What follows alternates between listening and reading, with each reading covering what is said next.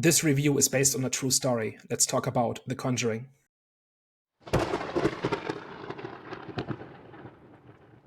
Hello, everyone. Welcome back. We are back, the Eye of the Storm podcast. Daniel, can you please let the people know what we're going to be discussing or debating today? So this is Have You Seen, in which we talk about a movie that some of us know well and others have just seen for the first time. Since a new Conjuring movie is coming out in about a week, we thought we would go back to the beginning of the franchise because I had not seen any of the Conjuring movies, and Jonathan, you know them fairly well. So what's The Conjuring all about? So, The Conjuring is a supernatural horror film which was released in 2013, which is about paranormal investigators Lorraine and Ed Warren. So, this movie is actually based on true stories. This film is actually based on one of their most famous cases, which was the experience of the Perron family in 1971. Briefly, the film follows Roger and Caroline and their 5 daughters, and they move into like a farmhouse, and that farmhouse is pretty much haunted. And obviously, Ed Warren and his wife, Lorraine Warren, pretty much help out the family during their time of torment in that house to kill the demonic spirit that's living in their house. Literally, that's all it's about. And it's like I said, it is based on true stories. So if you lot don't really know who Ed and Lorraine Warren are, they were pretty much like a real life American couple that were known for like paranormal investigations. And they founded the new, it was actually something I researched, they actually founded the New England Society for Psychic Research in 1952, which is considered one of the oldest ghost hunting groups in the region. From their life and obviously from the cases that they done, this inspired obviously multiple books and multiple films, and pretty much created their cases. Pretty much was responsible for the Conjuring franchise coming into existence. And not just The Conjuring, the Amityville Horror is also based Yes, on one of the investigations they did.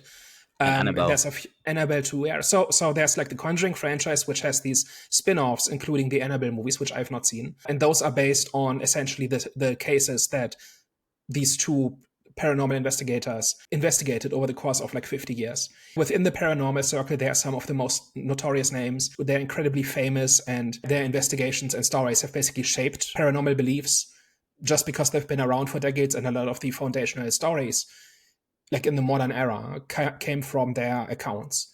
And also several horror franchises, so The Conjuring being one of them, and everything with Amityville in its name is also related to their investigations, which I did not know before this. Like I knew about the Warrens because like paranormal stuff is kind of like I'm kind of interested in the paranormal, like from a why do people believe this perspective.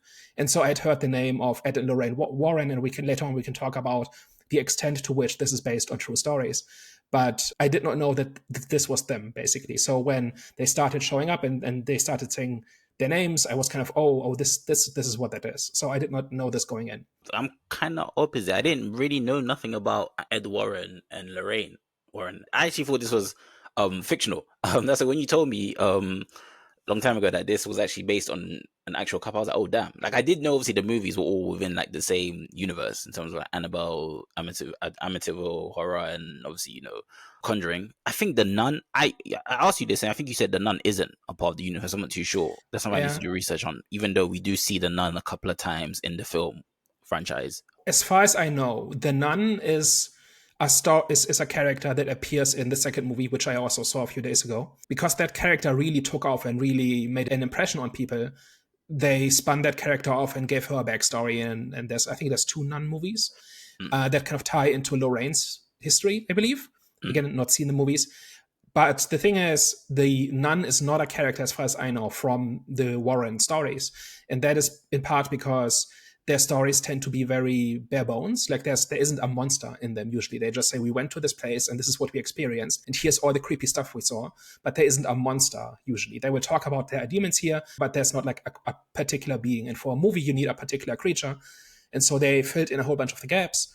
And the nun was one of them just because like an evil, like a demonic nun is a cool image. And so they put that on screen and then kind of ran with it. So I think, as far as I know, that is the part that is not based on one of the Warren accounts. Thank you for that. But yeah, I was pretty much opposite to you. So like, I knew about the mill movies, I just didn't know about the history of it. I didn't even know it was based on a true story.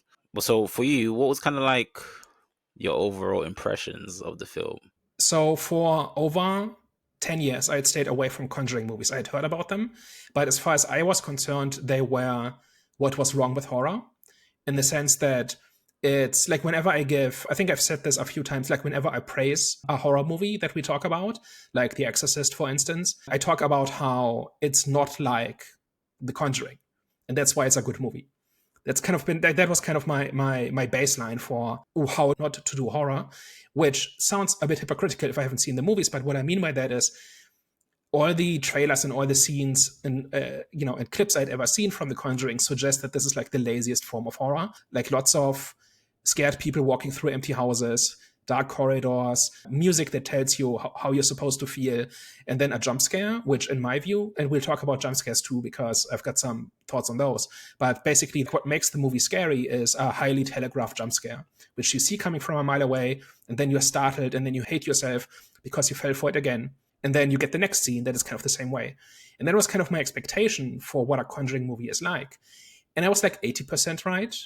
Like this is what they are like, right? Mm. And I have like a list of positives and negatives, and my list of positives is fairly short. So one of them is that practical effects are used much more than CGI. I think there's some CGI in this. I think especially in the second one when there are actual apparitions. But in first movie specifically, a lot of it is just objects moving, pictures falling off the wall, doors slamming. Like these can all be done with practical effects. Mm. And practical effects just make it seem more real. They're never dated.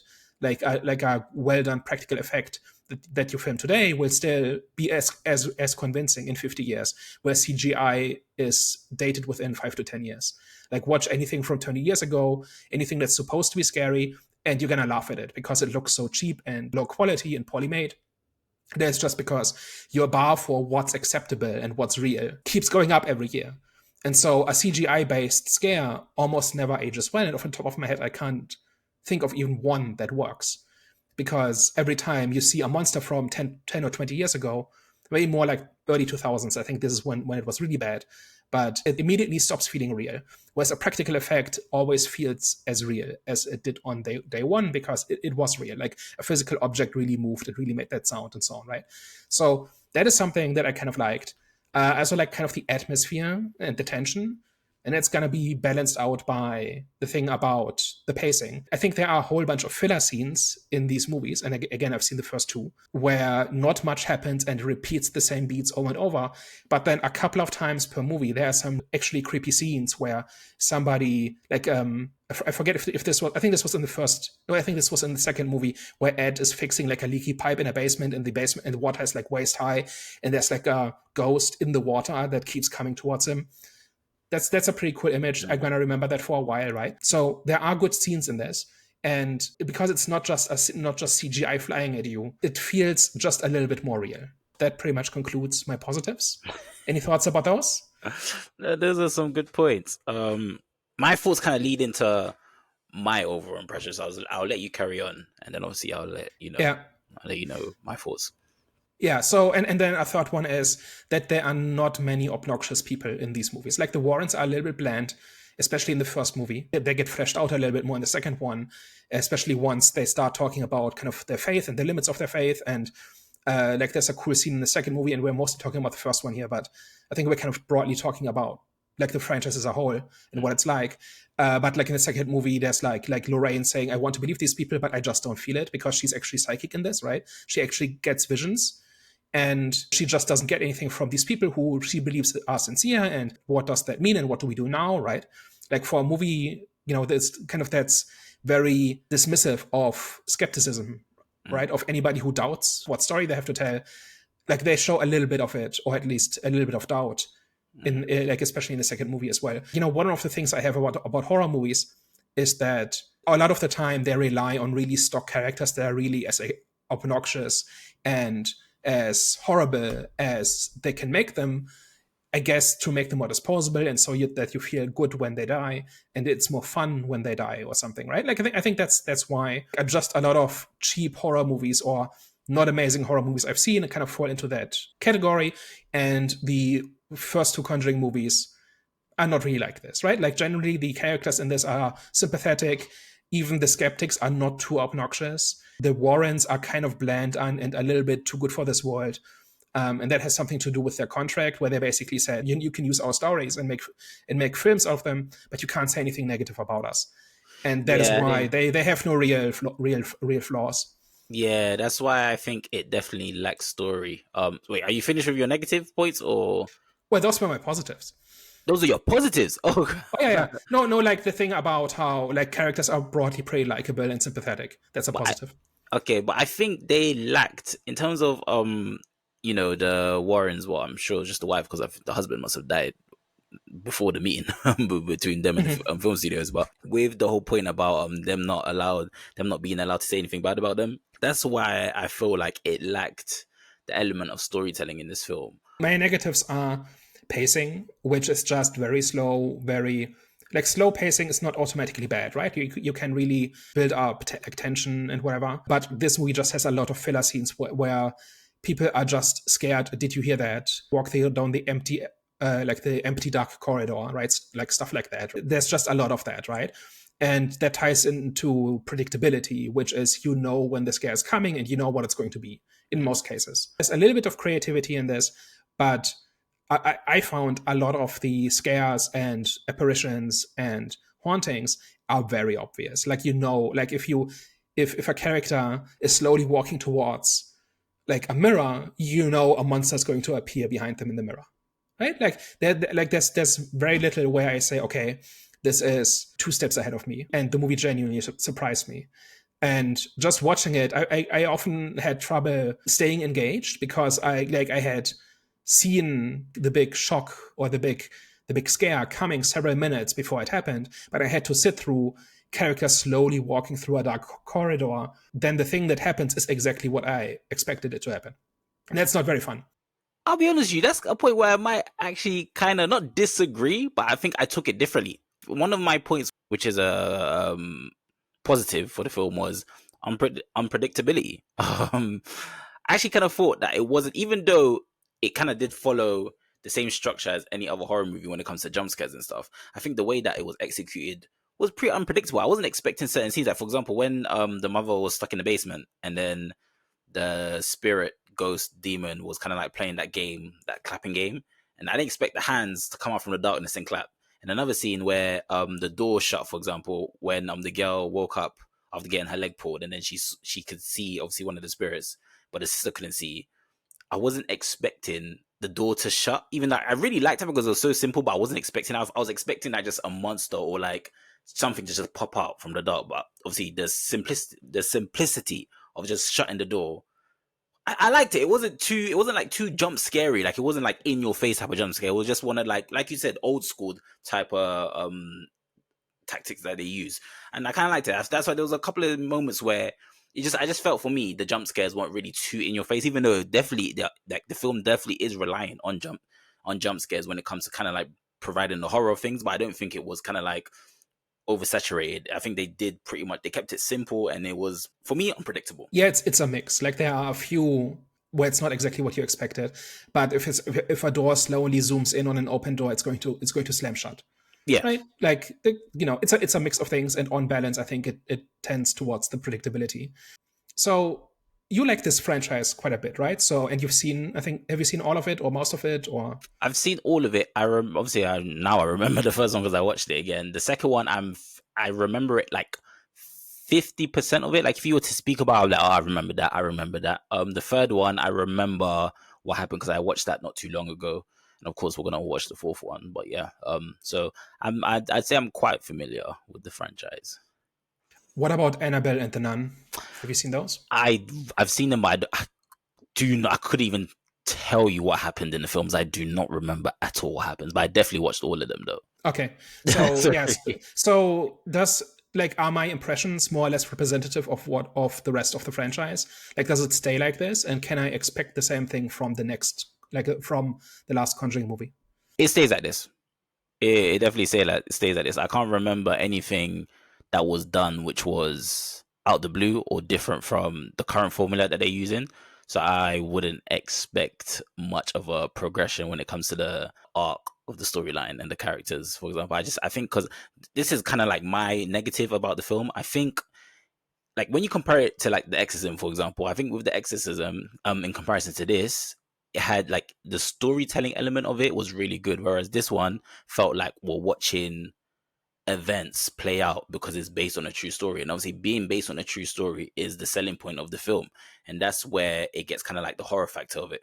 And I think, I'm not saying you can't really, you can definitely, like storytelling can definitely be like a strong point of the script when it comes to telling a fictional story, not a fictional, a factual story. Like we see many stories that, you know, films, many films that's based on a true story, and the storytelling in it is amazing, right? So films are definitely capable of kind of like adding in their, you know, what's the thing that they say when they say this is factual, however some bits of the story has been fictionalized or whatever. You get what I'm saying? So they could Yep. definitely, the fictionalized part that they add could definitely add to the story. So they could have done that. Whereas the way that they kind of like packaged this and presented it to us is more so there's going to be some storytelling in this, but this is mainly going to be based on events, and we want you to see the events that play out. So yeah, so that's pretty much how the rest of the films are. So there's not really much of a, like, you know, like I said, there's not really much of an evolution when it comes just to the storytelling aspects of things, because the storytelling aspects of the scripts of the film is just mainly, okay, we're going to show you the paranormal activity theatrics, which we're relying on and which we're going to give to you, which I didn't have an issue with. However, it doesn't really hold much base, or not even much base, it doesn't really hold much weight when it comes to the whole horror genre and it being labeled as a classic within the horror genre. Some people might see this as a classic within the horror genre, but I think this is mainly just like it's like The Purge. The Purge isn't a classic, but it's definitely an amazing franchise which we've all kind of engulfed ourselves in because it's really fun to watch. And that's what the Conjuring is. It's just, I feel like it's a film that's going to be known for just the fun of it, if that makes sense. So yeah, sorry for kind of dragging out what I was trying to say, but pretty much don't expect much of a progression when it comes to just the storytelling aspects of things. It's the same formula they execute it in each film. I guess that really depends on how well does the formula work for you. Because, like for me, a movie, like I'm a big fan of this idea that anything can work as long as you make it work. So you don't have you don't have to have strong characters in a horror movie, right? But you have to have something that's really engaging, like something you can really get attached to, and character can be that, right? So examples here would be The Exorcist, right? I think it is very character focused, and Mm. the actual exorcism itself comes fairly late in the movie, but it's really about the priest who has to perform an exorcism but has lost his faith to the point where he's close to quitting the church. And then you've got the atheist who has exhausted all other options and is so desperate that she demands an exorcism but has to convince the church to do it because they haven't done one in 200 years. And like the conflict between those two is what drives the movie, and their reasons for being like this and seeing it like this and their experience. Like it's a very character focused movie, right? Mm. And I think a lot of people who see The Exorcist for the first time don't expect this. They expect somebody flying in the air and vomiting pea soup and all of that, right? Yeah. So the expectations are really important for how much you enjoy a movie. Another one is Sinners. This year was very character focused, and that one was like you really care for the characters involved, right? And you care for like the situation they're in and how everything literally goes up in flames around them, right? Incantation is one of those where it's about like there's a whole bunch going on in that movie, but it's basically a mother's attempt to break a curse that she inflicted on her child, and she's looking for a way out, right? So some of my favorite horror movies have that kind of character focus, and I think that is completely missing here because the victims are different in each movie, right? Because a different case is being portrayed, and they tend to be fairly generic people, right? Like they don't have much going on. They are just experiencing this and they need help. And so they turn to the Warrens for help. And that's kind of the extent of it. And there's maybe a little bit more, but the movie is not driven by the character moments for these people. And then the Warrens themselves are not that amazing as Yeah. characters. That's what I was Right? going to They ask. don't Yeah. they don't have any big dilemma, any big problems, any big hurdles to overcome. They're just kind of the good people who are experts who show up to help, right? And they maybe struggle a little bit with figuring out what's going on, but they are not like they don't have like a character arc themselves, right? Because they are like they don't have much to overcome, Yeah. right?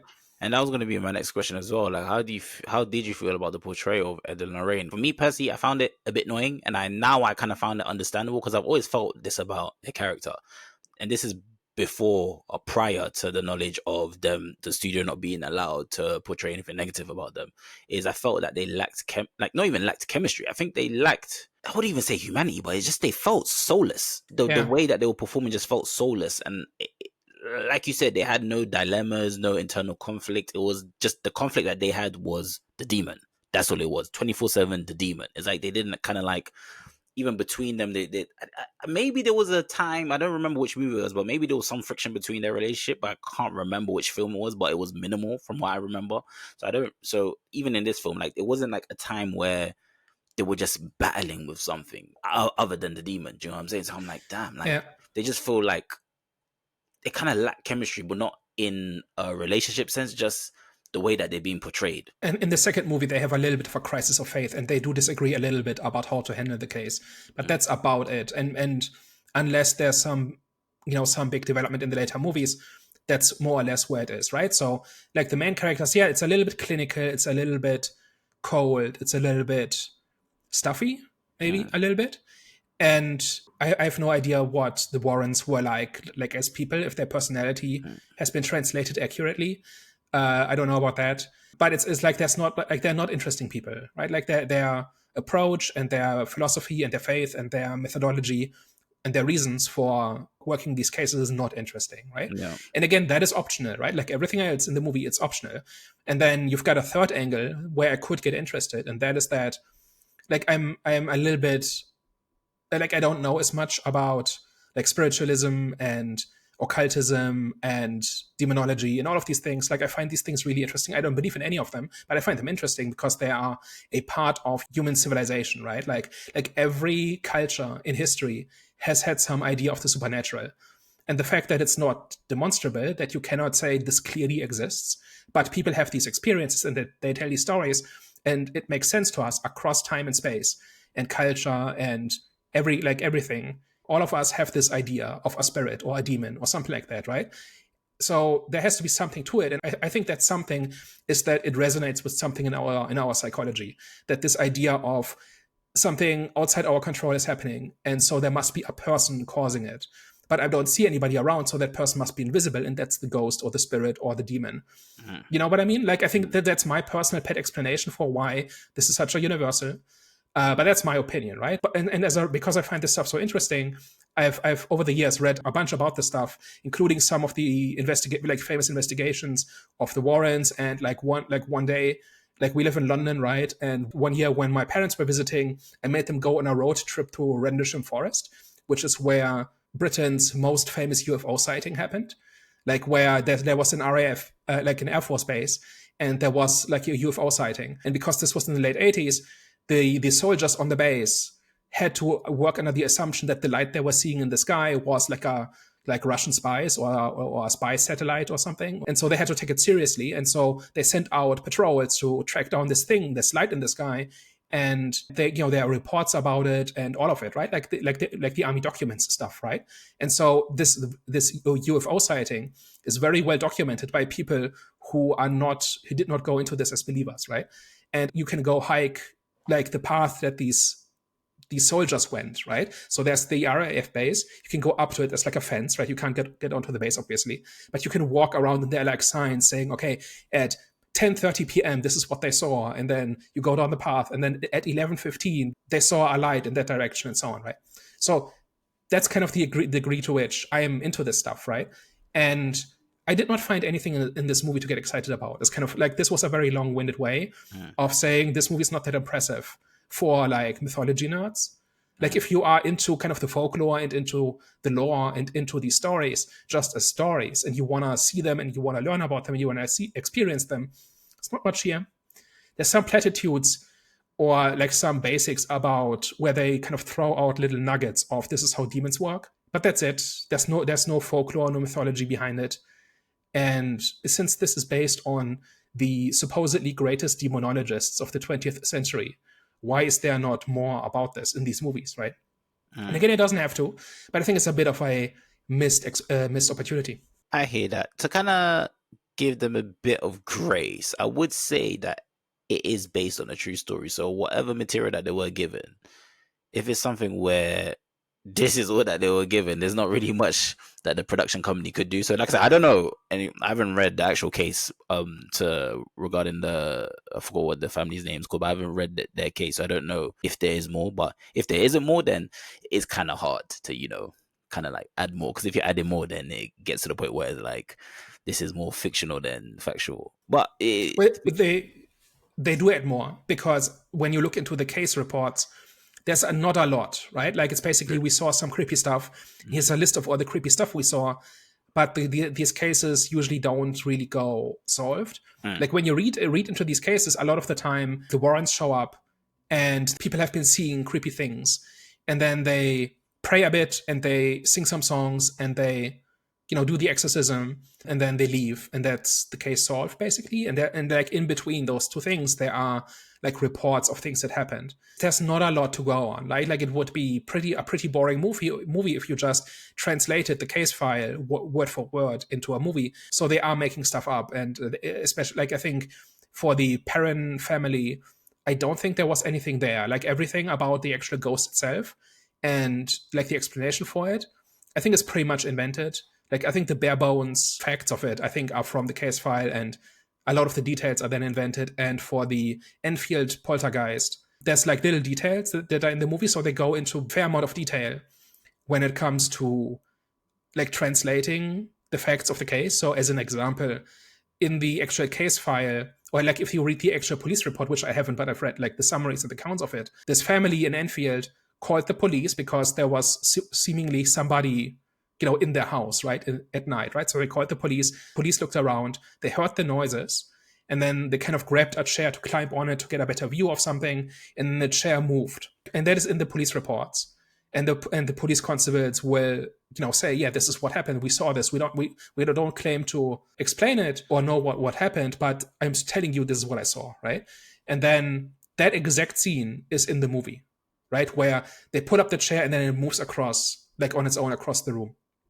So there's a whole bunch of detail here where they did in fact go deep into the case files and replicated these moments. But then there's not a lot to dig into in terms of like mythology and whatever. And I'm not saying it has to be that in order to be a good movie. I'm just kind of going down the list of what would make me excited about a movie like this. Like, I've gone through 3 different examples of ways in which I could get into a movie like this. And the fourth one is just the creepiness and the scares. There's movies like Poltergeist, for instance, where there's not a lot going on in terms of like the actual mythology, but like there's this haunting, like a family moves into this house and creepy things start happening, and then they bring up in the psychic consultant, and it gets weirder and weirder. And a lot of the actual like specific scenes are kind of burned into pop culture, where they've been referenced over and over, and there's just weird stuff happening. Like from one scene to the next. The Conjuring is really not like all that, it's not that strong on that front either. I don't know, like I felt like every time I finished watching one of these two, I kind of felt like, oh, that's it, like that's all this is. And that kind of parallels like real world paranormal events, where if you really look into them and don't go in as a disbeliever or a believer, just say, okay, let's figure out what happened, or tell me what happened. And then you see the actual facts without the embellishment and without the interpretation. It's not that much. Like, somebody heard a weird noise, saw a weird light, had a creepy feeling, and it was more or less it. And maybe that went on for a few days or whatever, right? But there's usually not that much to it. And that is kind of also what this movie is like, where I want to say, okay, I'm waiting for it to get cool, but we're still just walking down dark hallways. And we're like an hour into the movie or 90 minutes into the movie, and then there's like there's a little bit of an escalation and a few creature effects, and then we're done. I'm kind of missing kind of the wow factor in this. Like, and it's not just that I will have to be impressed. It's more like give me something to really get hooked by. And at least in the first 2 movies, that's not been the case. I think when it comes to the paranormal genre mixed with horror, I think that's always gonna appeal to many people, especially because for me, right, I'm Christian. So when it comes to like paranormal activity of any kind being conveyed on screen, I'm so for it. Like, there's one show back in the day that I used to watch, which I loved, was called Fact or Fiction Beyond. I forgot what it was called, but it was like Fact or Fiction.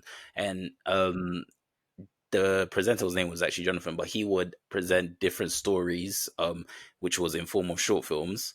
At the end of it, you would have to guess which short film that you saw was fact and which one was fiction, and there'll be different cases, and obviously the cases, but mainly it would be to do with the paranormal, right? So I just gravitated stuff like that as well, because like I said, I'm Christian, so stuff like this is like when I see, I'm like, damn, I just kind of like want to see the events of that story, which is based on the truth. Obviously, the truth is subjective; like we don't know if it's true or actually not, based on obviously what you said. So what you said that definitely is holds weight. It definitely is understandable. But for me, for a viewer like me, and for other viewers, especially like a lot of people that who are agnostic, other people who may, like you said, who are kind of interested in like the whole folklores and stuff like that. People just have an interest in that. So people who have an interest in that, they kind of want to see how that paranormal event transpired and what it actually looks like. So I think that's where the interest comes from. And because I do agree, this franchise doesn't have any like wow factors at all. Like there isn't anything that kind of like stands out and makes it a classic. But I think because of the interest that we have when it comes to the paranormal for our own personal reasons, I think people are just more concerned with what happened rather than actually seeing a good story, if that makes sense. So it's like watching the news in a way. So I've got bad news for you. That show by Jonathan Frakes, none of it was real. Like it was all just made up. Swear. Yeah, like maybe some of it I think was like urban legends and just stories people told. But when they said it wasn't real, when they said it was real, that doesn't mean it actually happened. That means somebody somewhere told the story. So in my notes here, I've got it's not based on a true, like the Conjuring movies are not based on a true story, but they're based on a story that really has been told. Wait, so I do. And Wait, that is a difference, right? yeah, no, I do. I agree. I understand what you're saying. So you're right. So because I think even at the end of when he said this is based, so this is story is true, he would say this was reported by someone, etc., etc. So I do get what you mean, but still, in that being said, we're still interested in that because if they're saying if someone still says, okay, this is what I saw, this is what happened, then to us, people that who are like either religious or interested in just the whole paranormal, if the fact that you're seeing it, let's see what you saw. You know what I'm saying? Let's see your truth. And like I said, truth is subjective to many people. So, you know what I'm saying? It just depends. But a lot of people who are interested in that still want to see that person's truth. Yeah, so that kind of leads me into my last topic, which is, does it matter? Or is the movie better because it's based on a true story? And is the movie worse if the movie says it's about a true story, but it's not? I think if the film wasn't based on a true story, then the film would have been terrible. That's what I think they're not reliant on, because I don't think they foresaw that the film was going to be so big and was going to be so much of a success. And I don't think when they're creating this film, they say, okay, we're going to say base this on a true story and hopefully that will be the selling point. I'm pretty sure that wasn't the case. However, I do think it being based on a true story definitely gives them kind of like leeway and grace when it just comes to the film being a good film. What was your second question? And does it matter if the movie says it's based on a true story, but it's not? For me, I think it matters because I would kind of feel disrespected. Because, like I said, I give films like this grace because it's based on a true story. Because in my head, I'm like, okay, there's not really much they could do with a story like this.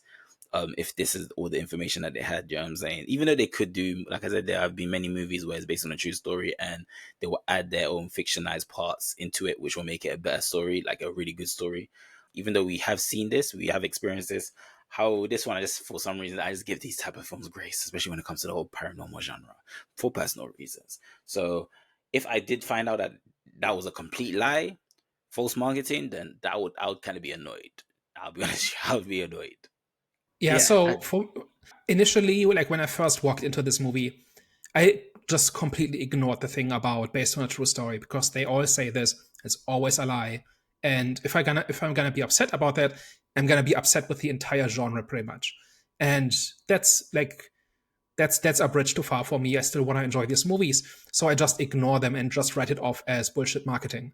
Like this is just what they say. Ignore it. Focus on what the movie itself is. And then I realized that this is based on the Warren cases, and then this is very much claiming to be what the Warrens experienced. That the Warrens are real people, and they're claiming that all of this is real. And then each of the movies ends with the actual recordings, right? Like you see the pictures of the real people, you hear recordings of interviews or when they try to do the exorcism or when they say the prayers and all of that, right? Like all of that is recorded and they play it over the credits. And this is like, that means it presents itself like a documentary, right? Or like a biopic or something like that, right? Something that is like when you watch like a biopic, they will show like the real people at the end. and kind of put the actors next to the real people and all of that, right? And or they will say, okay, this is how these characters ended up and all of that, right? It connects it back to the reality or like real history. And they're doing the same thing with the Conjuring movies, right? They are saying this is not just a ghost movie. This is what really happened. And when we said this is based on a real story, we meant it, right? And here are the receipts, right? Here are the recordings, here are the pictures, like here's the evidence, right? And they do that at the end of each of the two movies I've seen. And I'm assuming they keep this up at least for the mainline movies, I'm guessing. So this movie takes a step further than any other movie, right? And so now I'm of several minds on this. On the one hand, I really, really resent it if a movie lies to me, right? If a movie tries to manipulate me, just present me with a story and get me hooked on that story and pull me into your world. And then I don't care if it's real or not or whatever, right? Like the story stands on its own, but then you claim it's a real story, but then that automatically raises the bar for me. Like because if you tell me this is real, then I have higher expectations in terms of factual accuracy and all of that. And that is why I dislike most biopics, because very few of them actually tell what happened. Most of them will either have a very slanted view or outright make stuff up or completely change who people were and what they did and the context in which they did these things and so on, right? So for that reason, I've basically sworn off the entire biopic genre, and I have to be really convinced to make an exception. And I don't make many exceptions. But like this is kind of leaning into that direction now, where if you are claiming this is real and you are taking several steps further where you show the real people at the end, now my expectation is this is actually real. And now I'm going to scrutinize what you claimed in the movie, right? And what you portrayed. And when you do that, it's like, it's not like there's like several layers here. On the one hand, did the Warrens really do this? And like for the most part, they did.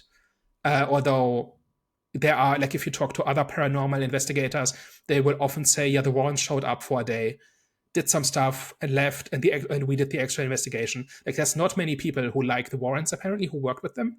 So that is part of it, right? So the story the Warrens tell already has some question marks, and I've not dug into them in enough detail to know which part of it is real and which isn't. But it's like, you don't have to go to the skeptics to get criticism of the Warrens. You can just go to people who worked with them and who knew them to get that kind of criticism in many cases. And then you have what the movie portrays about it, which is still further removed from what really happened, right? So there's like layers here of truth and half-truth and making stuff up and summarizing and sensationalizing. And I've not firmly landed on this movie is unethical for lying to the audience, right? Like that would be a step too far.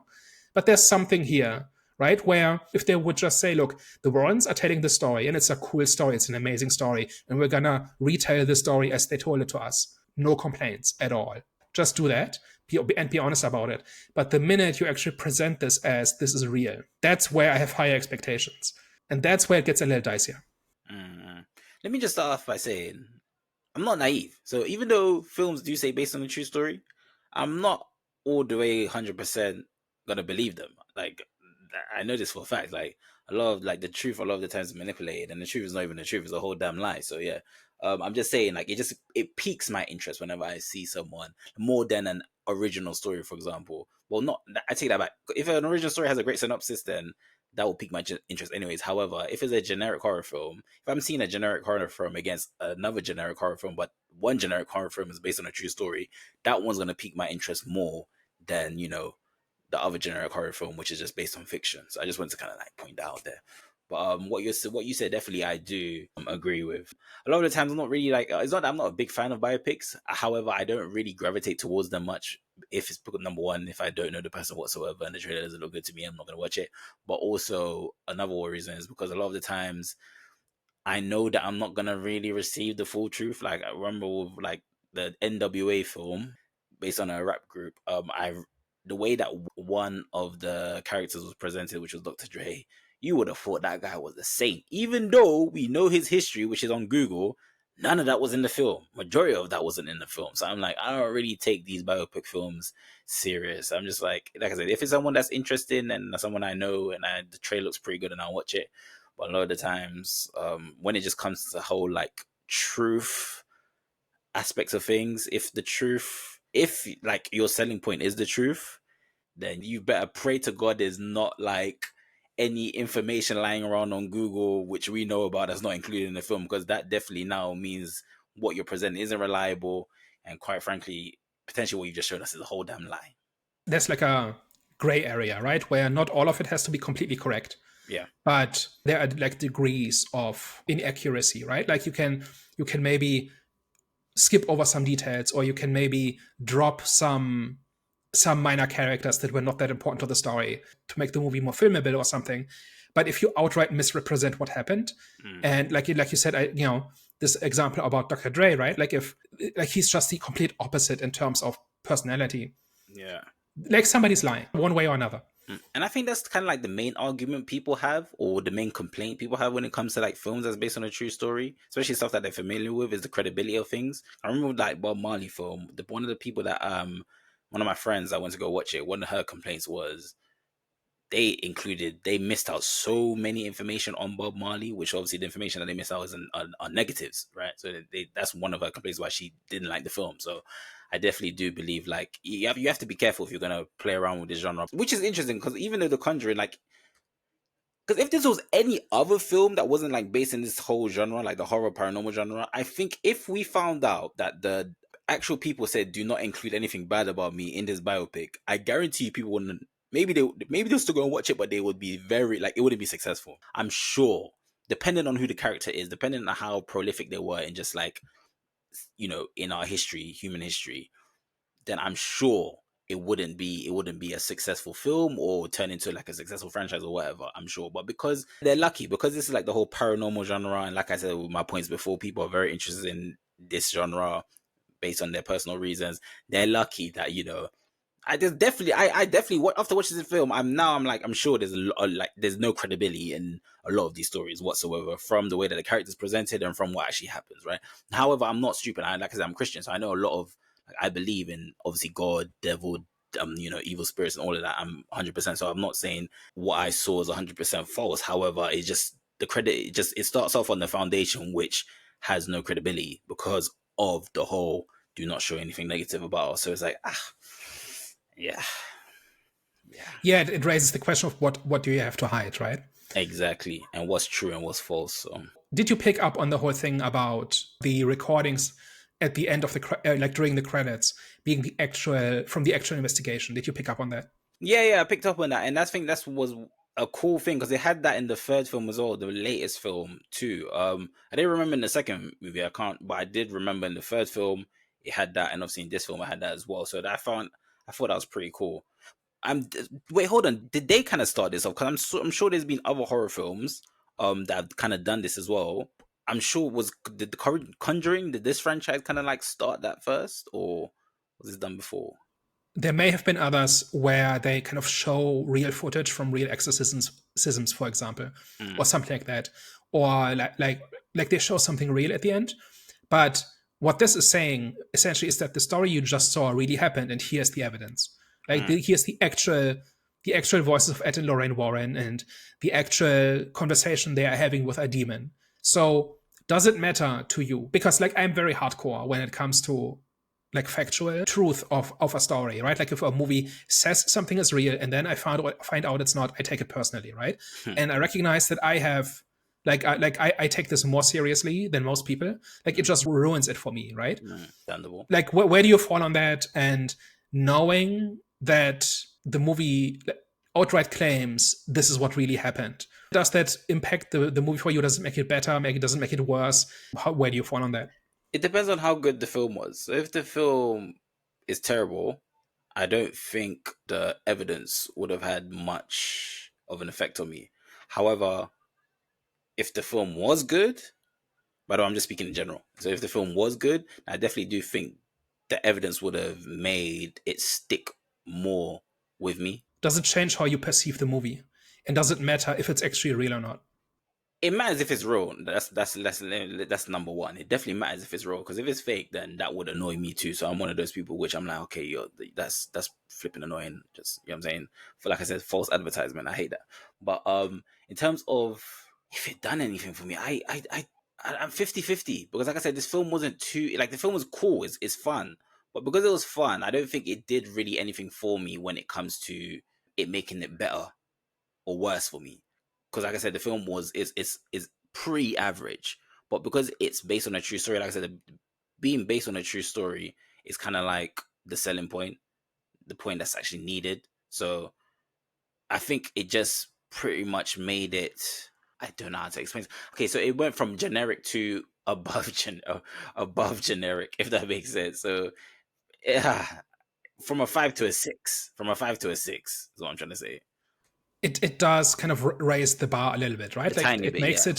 it makes it feel more significant, more important, more like not outright a documentary, but if you see a movie and then at the end you see like what you just saw actually happen, more or less, right? Mm, Like no movie is gonna be 100% accurate, right? Like like, even if it's not trying to deceive you, mm, it's not gonna be like 100% like the events, mm, but like September 5 earlier this year tries very hard to get the facts right? Like, and within those facts, there are characters who do things they didn't really do.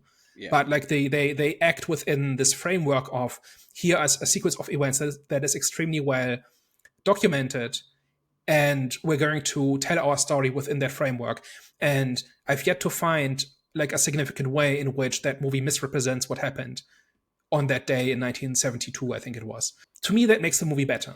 That like this idea that you are actually seeing how people approached this event and how the police acted, how the government acted, like the political and cultural and historical framework, all of that makes the movie richer.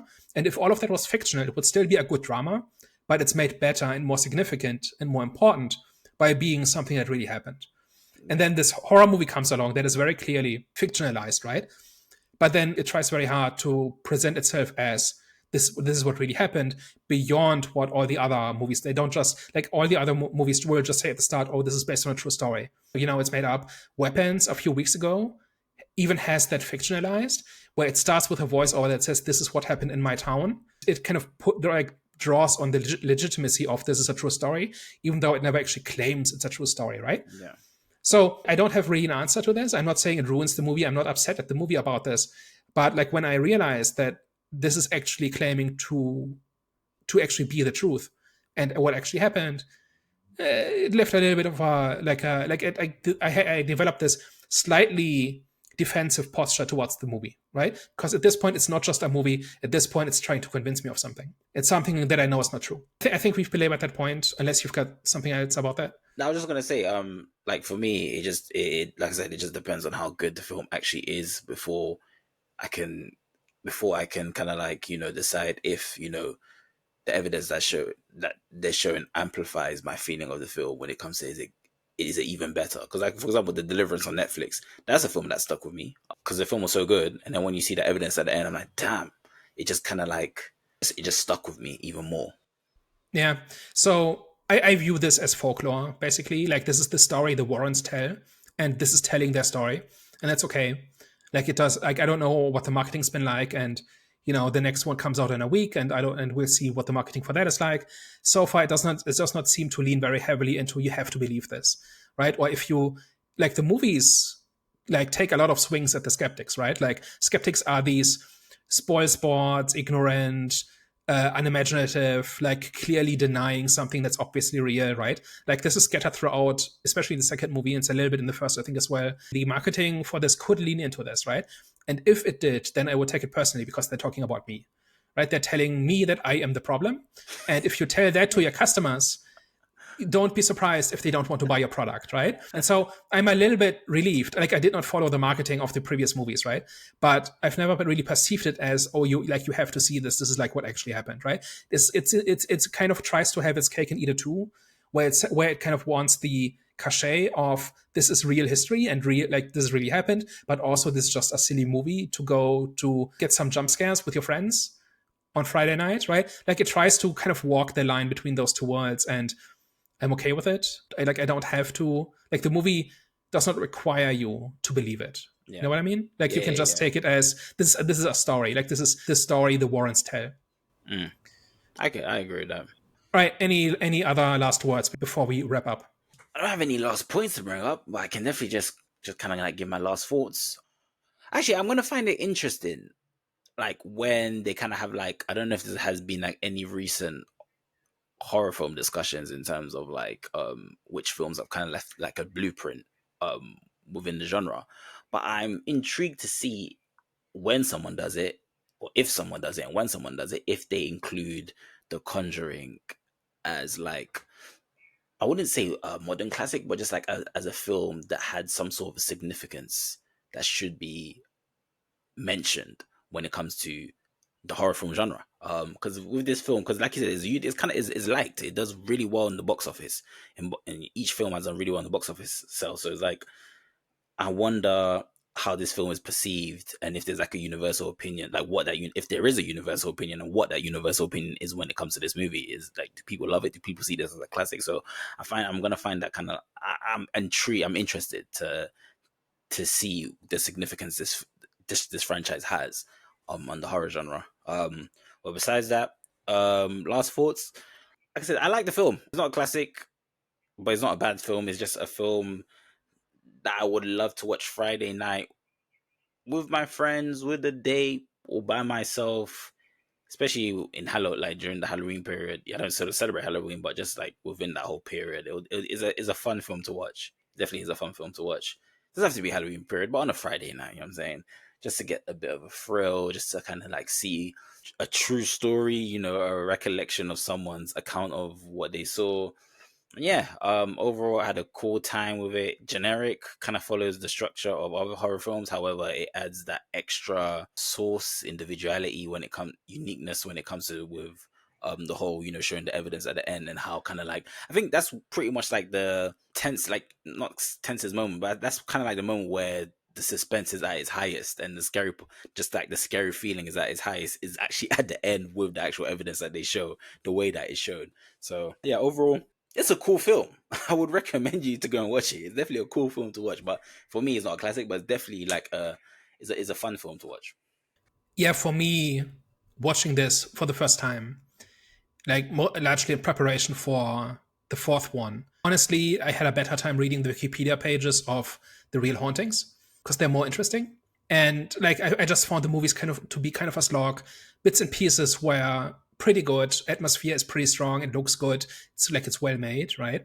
It's not a cheap movie at all or cheap looking movie at all. There's just so much filler and so many jump scares, and there isn't really a thing to get really excited about, at least for me.